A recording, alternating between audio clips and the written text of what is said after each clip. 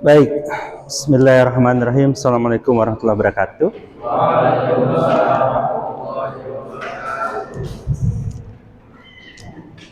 Gimana banjir?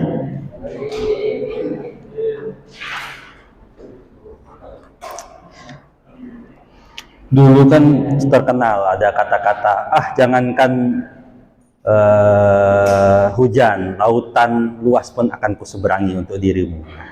Untuk kuliah ini kalian terabas saja. Baik, ini perkuliahan mata kuliah apa? Oke, hukum perlindungan saksi dan korban.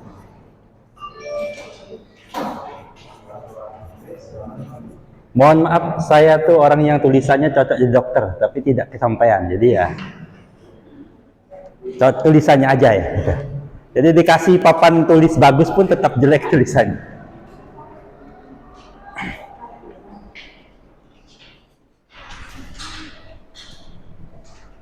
Ayo Mbak, harus bisa sampai tertutup. Ya, kalau nggak bisa nggak boleh duduk. Ya, ayo lagi, coba lagi. Ya, berhasil. Oke. Baik,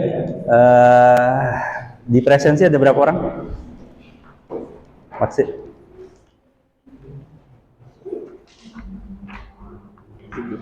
74.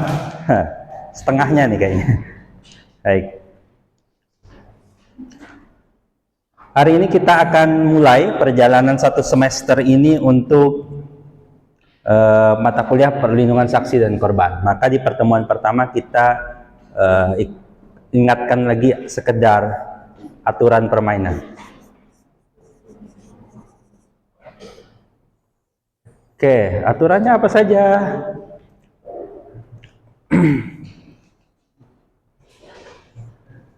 Saya akan mulai dari yang paling gampang, adalah tentang nilai. Oke, kalian mau dapat nilai kan? Kuliahnya mau dapat ilmu apa dapat nilai? Ilmu, nggak usah kasih nilai. Oke, saya termasuk dosen.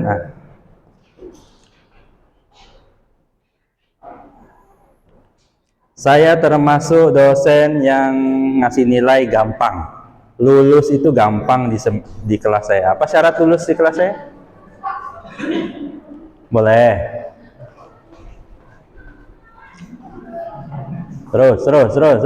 Cepat. Tutup sampai benar. Nah, masih kebuka. Tutup lagi. Ya, sampai bisa. Tadi bisa ketutup soalnya. Oke. Saya akan bahas bukan mata kuliahnya dulu, tapi untuk bisa lulus mata kuliah ini. Bagi yang pernah ngambil kelas saya itu, saya dikenal orang yang gampang untuk meluluskan. Ya, betul? Betul ya? Lulus itu nilai apa? Nah, C ini lulus ya. Kalau D itu nggak lulus. Oke, C lulus. Seminimalnya, minimum C. Itu hanya perlu 3 hal. 1, presensi, atau progres ya. Saya mohon maaf nulis tangan kiri nggak apa-apa ya? Ya, kan biar unik saja. Alasannya bisanya tangan kiri aja. Dikira hebat gitu, enggak. Saya punya teman yang hebat betulan. Dia bisa nulis tangan kanan dan tangan kiri. Mau coba? Teman saya tuh bisa melakukannya karena dia pernah kecelakaan lalu tangan kanannya patah. Sehingga hampir 1 tahun dia nggak bisa menggunakan tangan kanannya untuk menulis. Terpaksa dia menulis tangan kiri. Nah, jadi kalau yang mau coba bisa, silakan aja. Kalau terpaksa itu bisa kok. Oke, syarat pertama saudara penuhi presensi, ya. Atau OPL. Nanti setelah kelas ini saya akan bagi link OPL-nya. Yang kedua, saudara ikut saja. Saya kasih kata-kata besar. Ikut UTS dan UAS. Pak, syaratnya kok gampang banget Pak, hanya ikut. Iya, untuk hanya sekedar dapat C dan lulus kelas ini, saudara ikut saja. Sejelek apapun nilai kalian, saya luluskan. Maka yang kemarin-kemarin ngambil kelas saya lalu dapat nilai segini, ada? Nah, nggak usah ngaku, nggak apa-apa. Itu berarti sepertinya nilainya jelek, tapi saya luluskan. Saya menjelaskan semester kemarin setelah saya jelaskan ini, sangat sedikit yang protes nilai ke saya. Sadar dirilah, kalau kamu dapat C, kemungkinannya kamu. Soalnya ada yang bilang, Pak, saya presensi hadir terus, Pak, progres bagus. Saya ikut UTS dan UAS, kenapa saya dapat C? Maka jawabannya nilainya jelek. Karena ada syarat ketiga lagi, yaitu bikin tugas. Oke.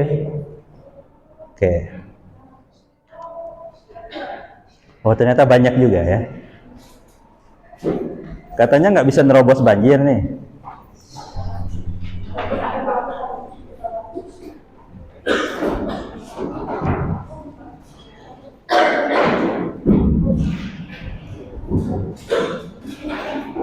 Oke, yang baru datang tolong diperhatikan. Syarat untuk lulus mata kuliah saya gampang, yaitu hadir dipenuhi syaratnya. Saudara punya jatah bolos, bahkan saya bilang jatah bolos itu kan syaratnya 85%.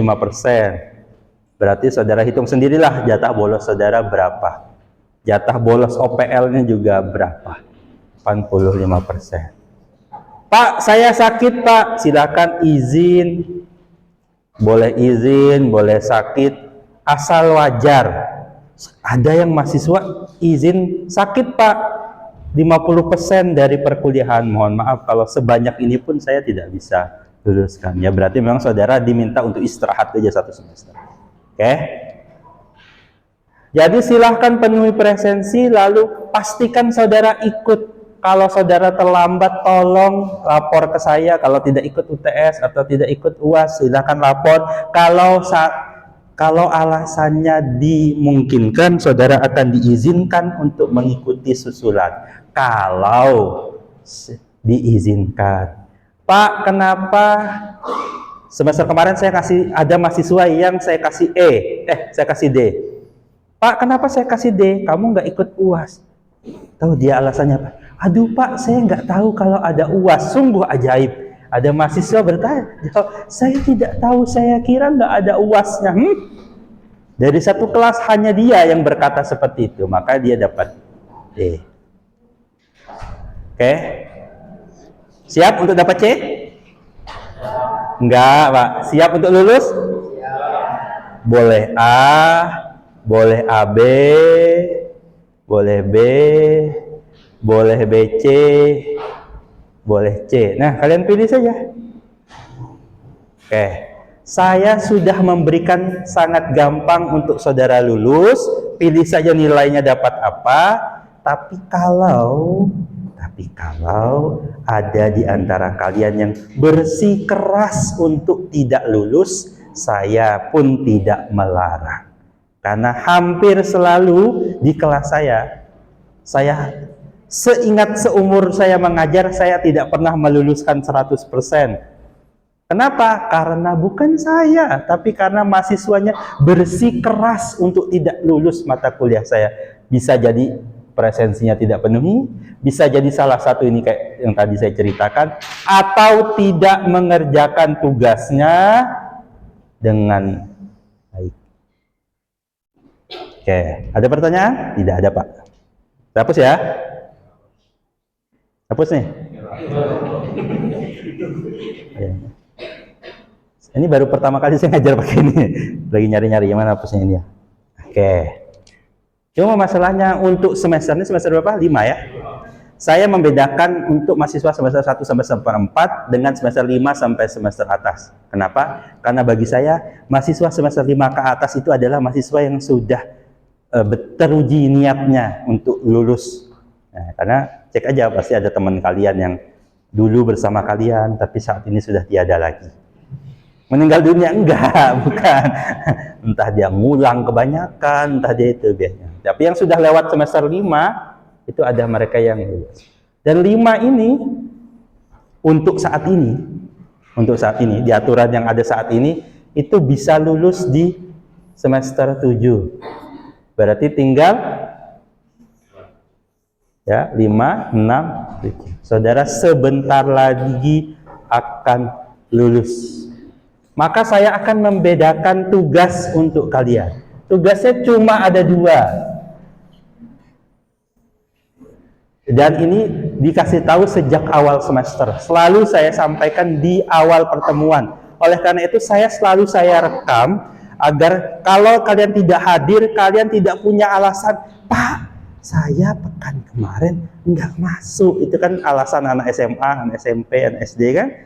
Pak, pekan kemarin saya nggak masuk, Pak, di kelas. Nah, saya rekam itu bukan untuk apa-apa, untuk supaya mahasiswa saya tidak punya alasan.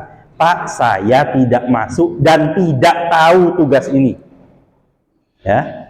Jadi saya memastikan bagi hari ini yang tidak bisa datang karena kebanjiran, bisa jadi rumahnya banjir kan ya, bisa jadi setinggi pohon kelapa rumahnya, banjirnya gitu misalnya. Oleh karena itu saya akan ingatkan untuk mengerjakan 2 buah tugas. Tugas pertama, diperhatikan baik-baik, ya, boleh dicatat. Tapi lebih baik dengarkan sugesti saya agar ini masuk ke alam bawah saudara-saudara. Sampai di mimpi pun saudara akan ingat tugas ini. Oke, tugas pertama, saudara diminta mencari satu artikel pada jurnal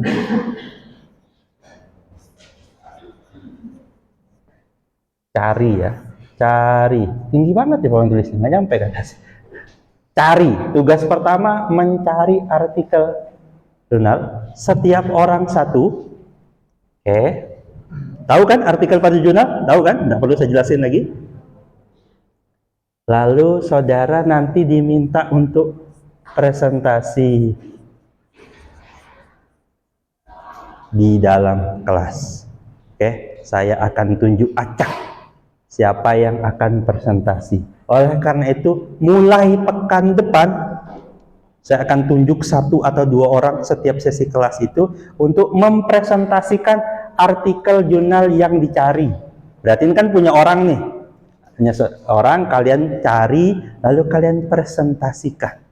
Kenapa saya minta begitu? Karena di semester 5, 6, 7, kalau nanti nyampe 8, saudara akan diminta sangat akrab dengan yang disebut dengan artikel pada jurnal. Syarat lulusnya nanti saudara akan buat itu. Selain skripsi, saudara juga akan diminta membuat artikel pada jurnal. Oke. Oleh karena itu, siapa yang terlambat terakhir? Tolong pintunya ditutup. Mana tadi yang terakhir? Yang terakhir masuk? Nah, pintunya silahkan ditutup. Dari luar. Salah. Dari dalam boleh. Nggak boleh duduk sampai pintunya tertutup dengan baik dan benar. Ya, terus. Ya, kita lihatin aja sampai bisa. Ayo. Oh, bisa. Sip. Oke ya, saya ulangi, saudara wajib mencari 1 buah, 1 saja, artikel pada jurnal, lalu saudara diminta untuk presentasi di depan sini. Nah, ini sekaligus melatih saudara. Kebanyakan mahasiswa ini suka presentasi itu dengan membaca. Gitu, kayak baca mantra gitu. Kenapa saya minta presentasi begini penting? Karena salah satu soft skill yang dibutuhkan dalam dunia kerja, mau nggak mau ini harus punya, adalah mampu mempresentasikan satu idea. Maka yang di pertama ini saya minta saudara untuk mempresentasikan idea orang dululah, ya. Dengan melatih, dengan saudara presentasi itu berarti saudara membaca dan memahami. Kenapa banyak yang presentasi? Itu kenapa? Karena dia hanya membaca tanpa memahami. Kalau teks, mas-mas, kalau teks yang jelas-jelas saja kalian tidak bisa baca, alamat kalian tidak akan bisa membaca hati perasaan perempuan. Kenapa? Karena hati perasaan perempuan itu tidak jelas. Ya, ngaku, betul? Jujur? Pengalaman banget ya itu. Ya, jadi pastikan saudara membaca artikel, lalu nanti bisa diuji dengan mempresentasikan. Boleh baca lihat-lihat sedikit, boleh. Tapi makin banyak saudara baca begini doang, itu mengindikasikan kalian sadar diri saja tidak punya soft skill ini. Aduh Pak, kami nggak bisa menghafal semua isi artikel. Siapa yang minta menghafal isinya? Saudara diminta mencari ide-ide yang ada di dalam itu. Nah, kemampuan pertama ini yang saya minta dari saudara, anak semester 5 ke atas adalah orang yang bisa menemukan ide di dalam tulisan-tulisan itu. Mohon maaf, dia ada kritikan kepada generasi, nggak tahu saya masuk juga apa enggak ya, generasi yang terbiasa melihat hanya short reels yang pendek-pendek itu. Ya kenapa? Otaknya juga terbiasa mikirnya pendek. Susah menangkap ide yang ditulis panjang. Oleh karena itu, di kelas ini saya ingin kalian keluar dari persepsi itu, maka saya ingin memastikan kalian punya soft skill yang pertama, paham lalu mempresentasikan ide-ide yang ada di dalam artikel tersebut. Ya, Dit? Ngerti? Bisa? Ya? Oke. Mulai pekan depan, yang tidak baca dan tidak siap presentasi akan saya keluarkan. Boleh masuk kalau apa? Kalau dia sudah lapor ke dalam, Pak, saya sudah siap presentasi. Ini memaksa saja. Kalau kalian tidak dipaksa gitu kan. Jadi saya ingin memastikan mulai pekan depan sudah ada yang siap presentasi untuk mempresentasikan ide dalam artikel-artikel orang. Bisa? Jadi kalau ada alasan, Pak saya belum siap, Pak saya pekan kemarin tidak masuk, semuanya adalah alasan-alasan yang tertolak. Oke? Oke. Tugas yang kedua.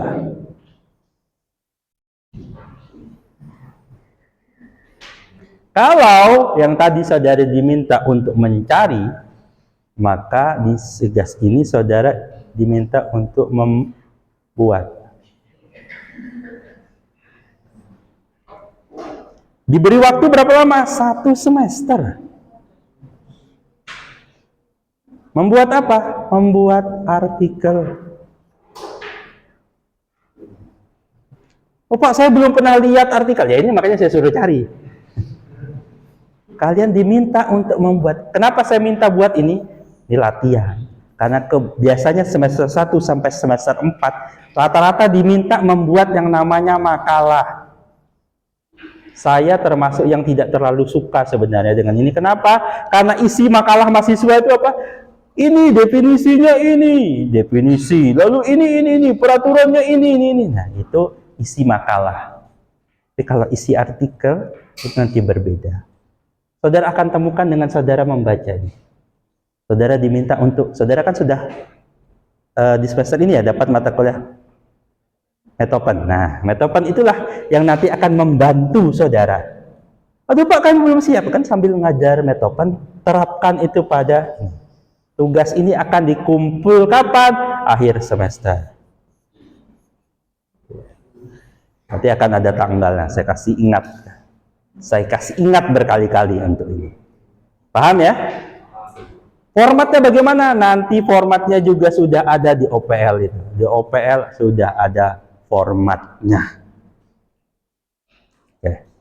Format untuk ada pertanyaan untuk tugas penugasan dalam semester ini? Ada? Nggak ada Pak, gampang sekali. Ya.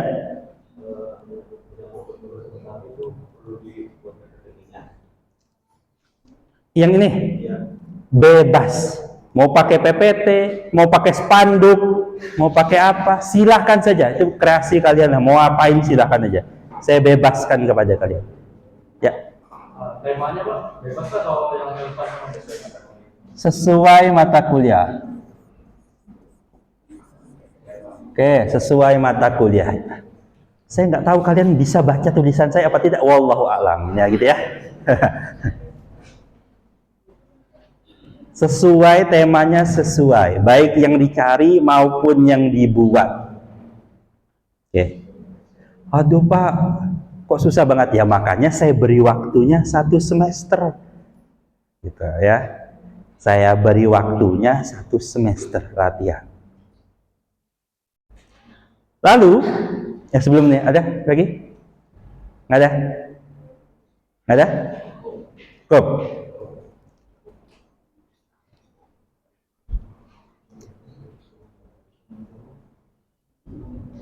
Oke, tutup ya. Kalau mau lihat lagi, lihat di videonya. Saya kasih jalur, nggak tahu ini jalur alternatif.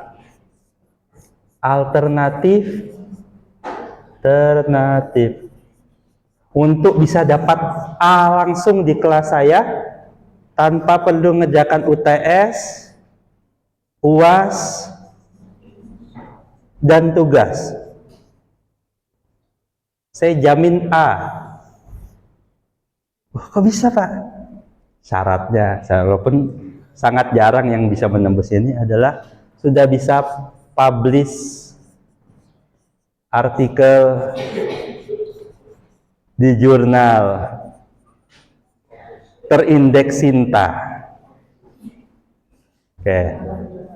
Silahkan kalau yang bisa ini, kalian cukup datang saja di UTS, di UAS, tugas, lapor ke saya akan kasih A.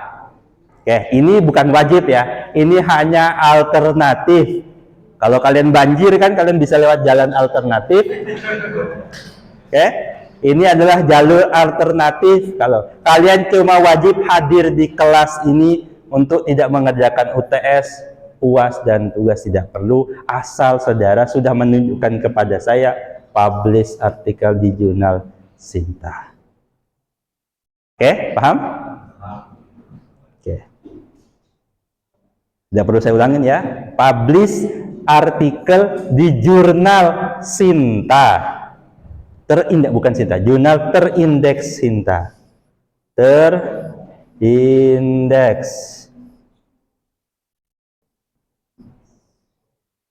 Terindeks Sinta apa? Pelajari sendirilah ya. Oke. Ada yang mau? Silahkan. Sekali lagi ini cuma alternatif. Yang tadi pun bisa dapat A. Dapat A di kelas saya ada. Yang dapat B biasanya ada. Yang C ada. Yang D biasanya ada. Yang E juga kadang-kadang ada. Sekali lagi saya berdoa. Saya selalu berdoa. Bagi yang pernah mengambil kelas saya akan berdoa di awal semester, semoga semua yang di kelas ini lulus. Amin. Kecuali yang tidak mau. Oke. Jadi bukan kemauan saya ya untuk ngasih nilai D. Saya tuh seorang yang sangat berat mengasih nilai D dan E. Hanya bagi yang mau saja bisa dapat. Oke, kalau tidak ada pertanyaan,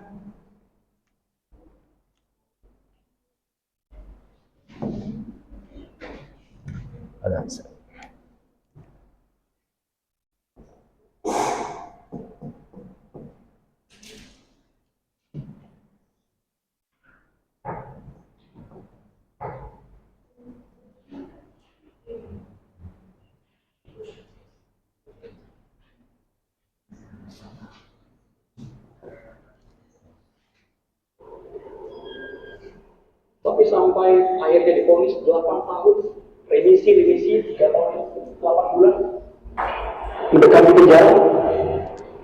Hukuman 8 tahun, menjalani saya 3 tahun 8 bulan karena saya potongan revisi dan ikut program. Saka, saudara kami miris mendengar kalau memang Saka tidak bersalah sama sekali, kenapa Saka mau menerima hukuman itu? Kenapa Saka mau sampai dijebloskan ke penjara? Karena terpaksa, saya memang tidak, karena dikumpulin sama polisi, diinjak-injak, disiksa, disetrum. Walaupun saya dikasih makan kayak binatang, dilempar masuk ke lantai. Nasi itu acak-acakan di lantai, suruh dimakan, kalau nggak dimakan dipukulin lagi. Yang melakukan siapa saja? Polisi, Polres Cirebon. sampai suruh minum air kencing. Ya, 1 liter itu. Suruh minum semuanya yang ada di situ. Termasuk saya dan teman-teman saya juga. Dan ada 1 orang yang nggak kenal, Ripaldi, saya nggak kenal sama sekali. Dari 8 orang ini, 1 pun nggak ada kenal. 1 yang nggak kenal, yang lainnya kenal, karena 1 kampung. Tapi ya yang lainnya ada yang mengaku akan tindakan itu, penganiayaan, pemerkosaan kepada almarhumah Vina. Ada yang mengaku, yang lainnya.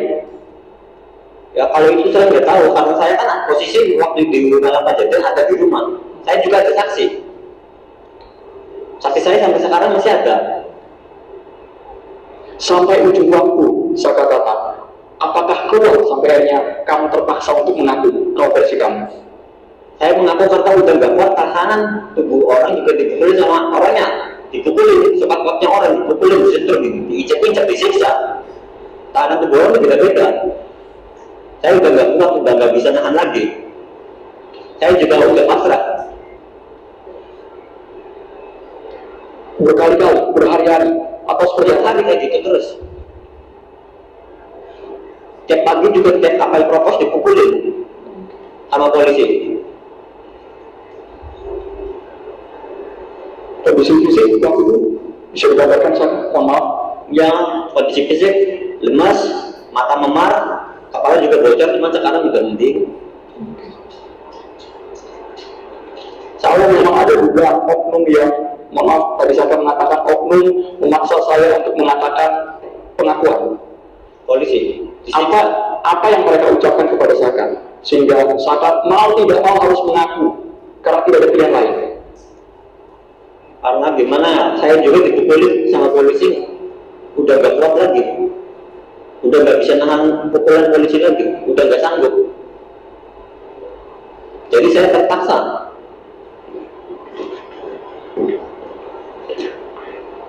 Karena pengakuan Saka ini sangat mengejutkan setelah 8 tahun silam, Saka. Setelah 8 tahun silam akhirnya keluar ucapan seperti ini, karena yang kami ingat di Direktur Keputusan Mahkamah Agung Republik Indonesia ada yang menjelaskan nama Saka Tatal diduga terlibat. Saka Tatal juga pasti tahu isinya apa. Apakah itu sesuai dengan pengakuan Saka waktu itu karena kondisi yang terpaksa harus mengucapkan hal tersebut, Saka? Iya benar, saya terpaksa. Padahal saya waktu di malam itu saya ada di rumah. Sampai sekarang juga saya masih ada saksi. Tapi seperti ini, Saka, ini kan melibatkan oknum aparat dalam tanda kutip. Saka siap menerima segala jenis resikonya kalau memang fakta versi Saka ini tidak bisa dibuktikan di meja persidangan. Siap. Sekalipun bukti ini kan sudah inkrah, ya, sudah ponis, sudah menjalani hukuman. Dari bukti ini, bukti apa yang ingin dibawa, yang ingin ditunjukkan kepada publik. Sesaat lagi pemirsa, ada di Channel Demokrasi, kami akan segera kembali.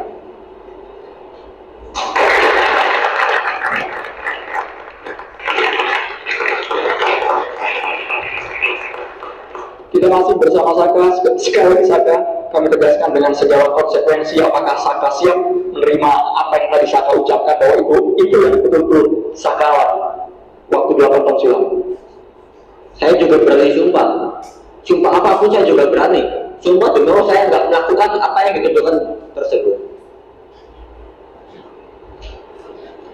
Kita boleh kakak Saka. Saya ingat kami dengar ada peneroran juga ke keluarganya Saka, ada orang tidak dikenal datang ke rumah, betul kan? Teror. Kalau teror sih bukan yang waktu dulu sekarang. Yang baru-baru ini, setelah Saka bebas.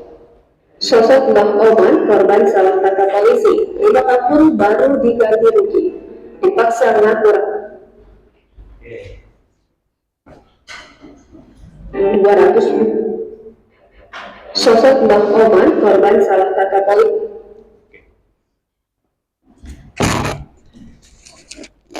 Apa yang akan kita jalani selama 1 semester besok adalah berkaitan dengan yang begini-begini. Apa itu? Berkaitan pertama dengan tindak pidana.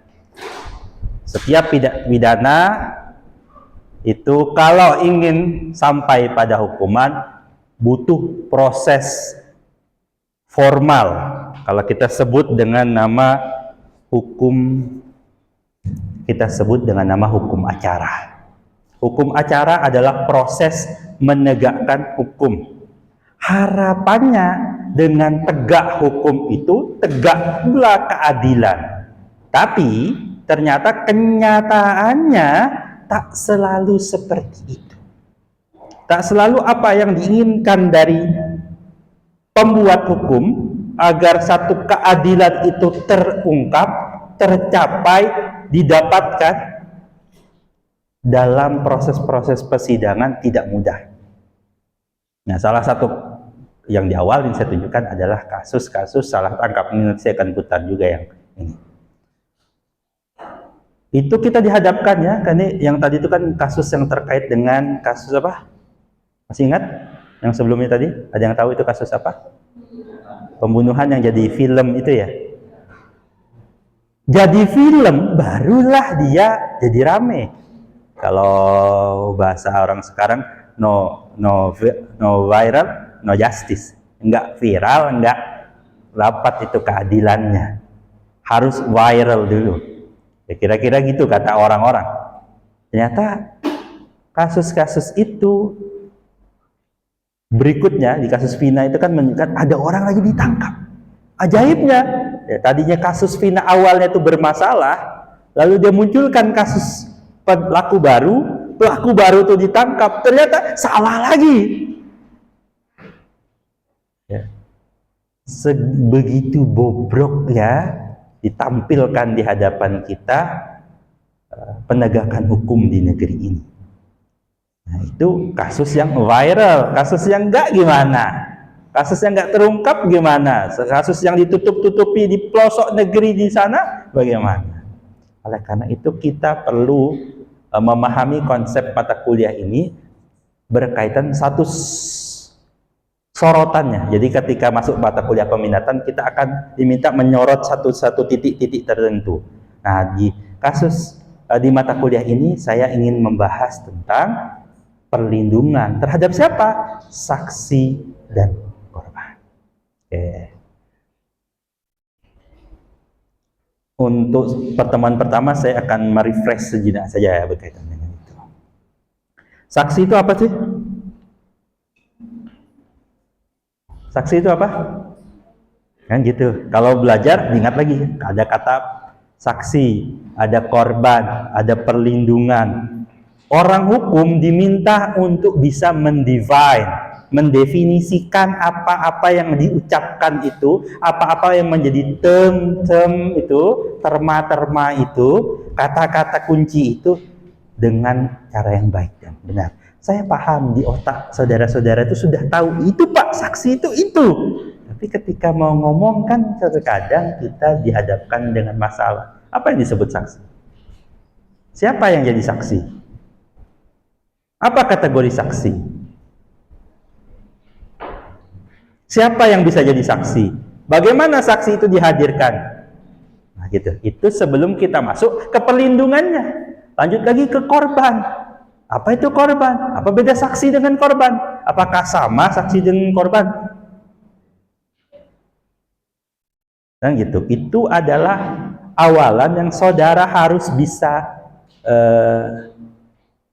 definisikan secara baik sehingga nanti ketika masuk ke mata kuliah ini bisa juga saudara tepat. Oh Pak, saya melindungi korban ini Pak. Apakah betul itu korbannya?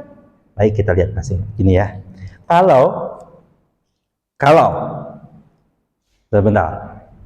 Saksi itu apa? Ada yang bisa menjelaskan saksi itu apa? Angkat tangan. Oke, silakan Pak.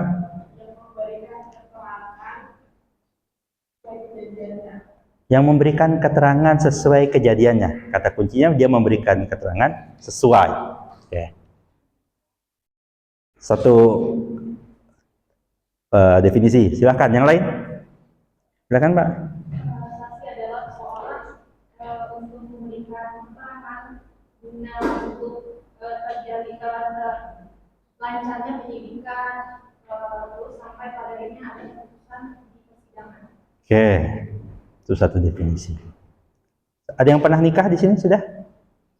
Sudah menikah? Belum? Kawin sudah? Kok senyum? Oke. Ketika ada proses pernikahan itu ada saksi kan? Apa itu yang dibahas di sini? Aduh Pak, gimana jadinya nih? Gimana? Oke, tadi dua-duanya membahas tentang, ya, yang satu bicara tentang memberikan keterangan. Keterangan di mana? Nanti ditambahin bicara tentang di proses penegakan hukum itu. Oke, saya akan berikan gambaran begini. Kalau dua orang ini berkelahi, ya, ternyata masnya ini di dalam sakunya menyimpan satu benda tajam, ya, karena emosi. Mas siapa mas? Haris. Hah? Faris. Ini? Haikal. Faris dengan sangat emosi, misalnya itu cerita saja, dia menusuk Mas Haikal, ya, menusuk Mas Haikal. Di mana ditusuknya? Di depan kelas ini. Coba contohin gimana kalau nusuk. Coba sini. Coba. Jadi, nah bawa, tusuk beneran. Ya, sini. Settingnya begini. Ya, Mas, yang ini ngadep sini. Yang ini ngadep penonton. Oke, kalau coba kamu nusuk kemana? Contohin aja. Coba aja. Ya, silakan. Set. Ya, tusuk ya. Coba gimana? Sip.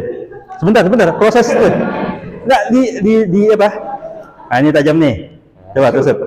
Diam ya. Ini kita pause. Mbak, kamu lihat nggak dia menusuk? Enggak. Nah, kamu lihat nggak? Lihat. Kamu lihat nggak? Hah? Lihat. Yang di belakang lihat nggak? Enggak. Oke. Jadi di kelas ini sama-sama hadir di kelas ini. Tiba-tiba Mas itu kalau tusuk teriaknya gimana? Enak kayak gitu enggak? Gimana teriakannya? Coba tontonin aja. Jadi bukan jangan aneh, coba tusuk.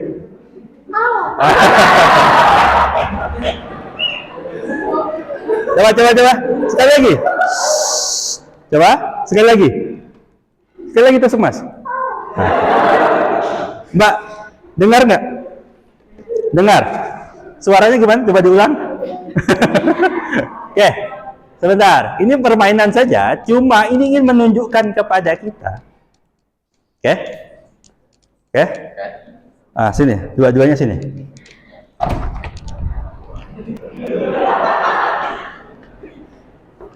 Step sini ya.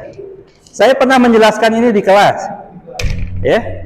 Saya pernah menjelaskan ini di kelas saya di tempat lain, enggak tahu kalian dapat kelas saya apa tidak. Ya. Mbak, tadi pelaku itu pakai baju apa? Outfitnya apa? Baju hitam. Baju hitam. Pelaku baju hitam, terus celana krim, terus Sepatu hitam. sepatu hitam. Oke.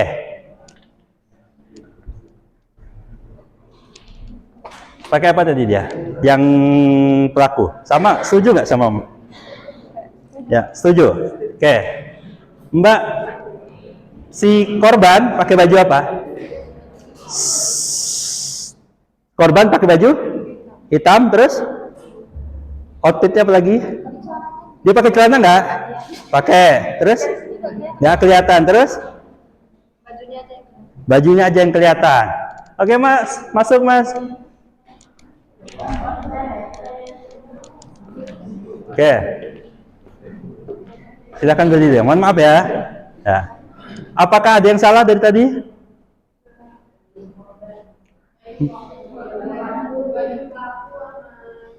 Hitam. Celana? Sepatu? Nah, di belakang tidak lihat. Mas, sepatunya warna apa? Abu-abu. Hitam bukan?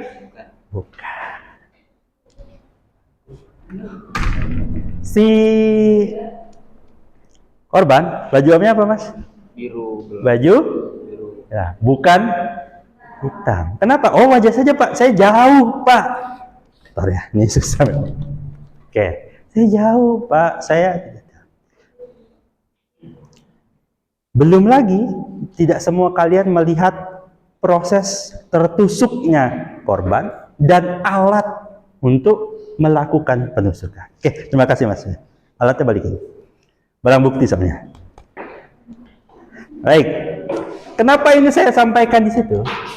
Pertama saya ingin bertanya kepada saudara sekalian, siapa saksi atas kejadian penusukan tadi? Enggak. Tadi ada kejadian di sini, saksinya siapa? Yang disebut saksi itu siapa? Ya, pelan-pelan, satu-satu, angkat tangan. Ada yang mau? Angkat tangan? Ya, silakan Mbak.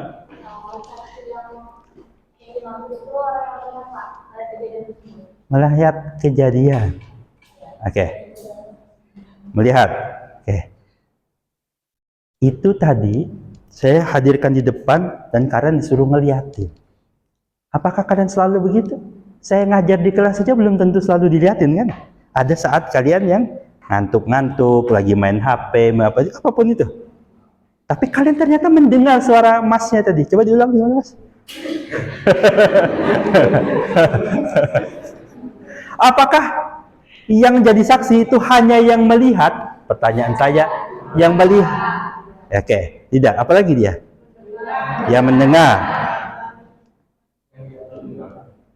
Mengalami. Mengalami ditusuk. Siapa yang mengalami? Saksi mengalami enggak? Saksi apa korban? Saksi apa korban? Hah? Jadi dia saksi apa korban? Statusnya saksi apa statusnya sebagai korban?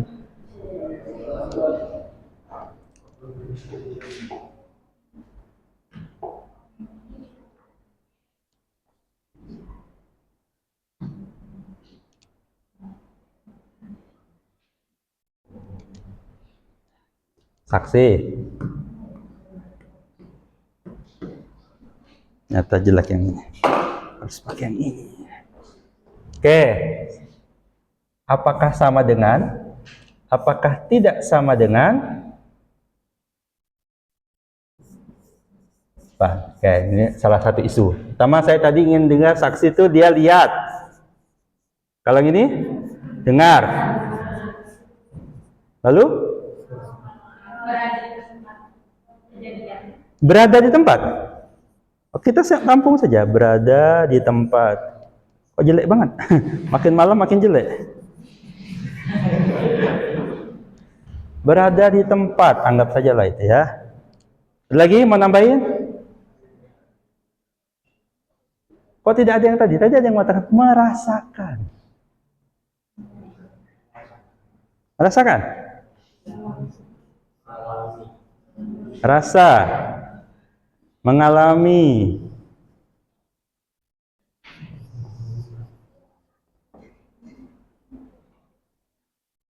Yakin?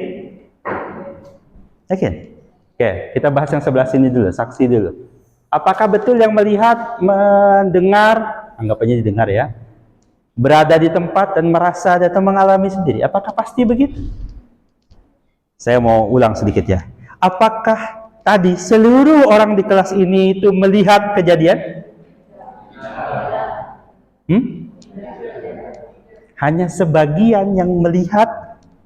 Melihat apa? Proses tindak pidana apa tadi? Tindak pidananya penganiayaan berupa, ya kan kata kuncinya dia tusuk gitu ya. Apakah semua orang melihat proses tusuknya itu? Tidak. Padahal dia berada di tempat ini. Padahal bisa jadi dia mendengar, bukan tusuknya, tapi mendengar auman singa. Dengarlah kesakitannya orang tadi, si korban.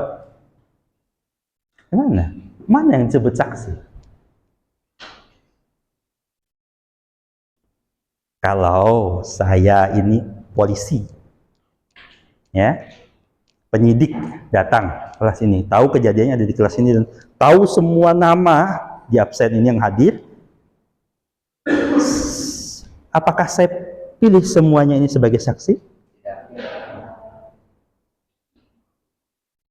Yang dipilih yang mana? Mungkin seseorang yang bisa menghadirkan barang bukti, Pak.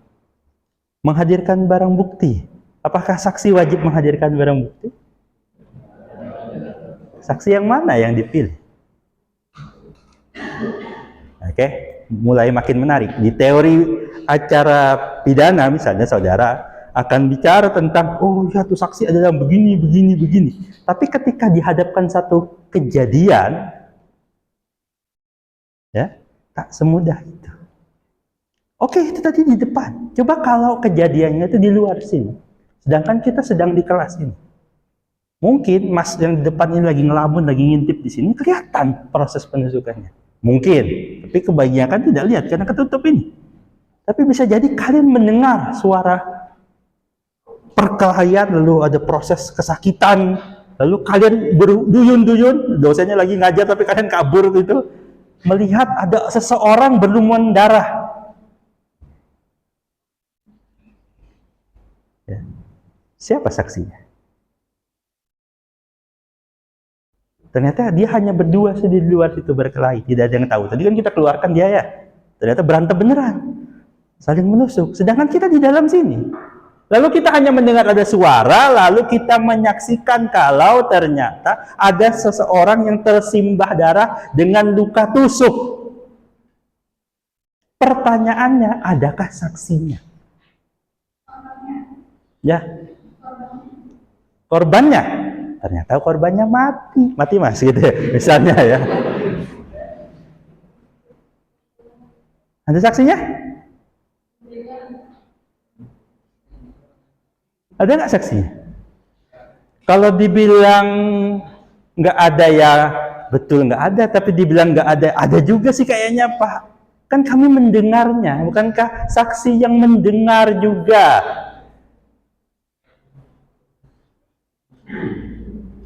Oke, waktu saya ternyata habis. Oke, saya tambah sedikit saja ya.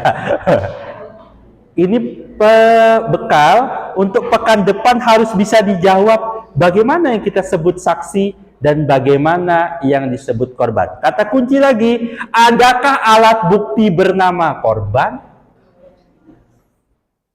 Alat bukti. Bukti dalam pidana adakah yang namanya korban? Kalau saksi jelas ada. Korban ada? Oke, maka saya hanya bertugas menghadirkan kebingungan di mata kalian. Semoga di pertemuan berikutnya kita mencoba menjelaskan dan merinci atas ketidakjelasan ini. Demikian, tidak ada pertanyaan karena waktu habis.